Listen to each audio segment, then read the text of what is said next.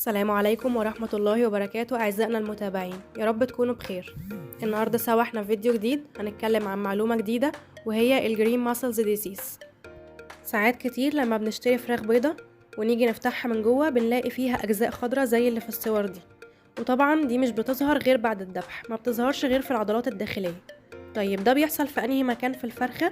بيحصل في عضلة بيسموها الموزة، ودي بتكون تحت العضلة الكبيرة بتاعت صدر الفرخة وبنلاقي لونها أخضر. طيب يا ترى ايه السبب في المشكلة دي؟ ده بيحصل بسبب 3 أسباب. أول حاجة إن يكون المكان مش متهوي كويس وفيه سوء تهوية. تاني حاجة إن الفرخة بتكون حركتها سريعة، يعني بترفرف بجناحها كتير، وده بيخلي الأكسجين بيتدفق بشكل مفاجئ لعضلة الصدر، فضغط الدم بيعلى في المنطقة دي وتبدأ الأوعية الدموية يحصل لها تهتك، ومع الوقت الجزء ده بيضمر وبيتحول لونه من الوردي للأصفر وبعد كده للون الأخضر، فالعضلة دي بتتليف تماما بسبب عدم وصول الأكسجين ليها فيما بعد.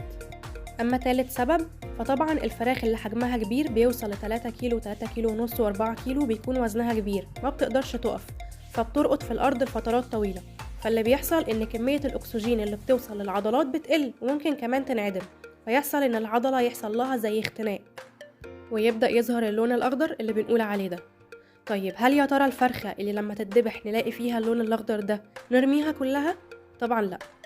في ناس بتفتي كتير لما بتشوف المنظر ده وبتقول إن الفرخة متحقنة هرمونات أو واخدة جرعات مضاد أو حاجات تانية كتير، لكن كل ده غلط. تمام؟ الفرخة اللي بنلاقي فيها الجزء ده بنستبعده وبناكل باقي الفرخة عادي جدا. ولو في أي استفسار تاني تقدر تتواصل معايا فون أو واتساب على الأرقام الموجودة على الشاشة.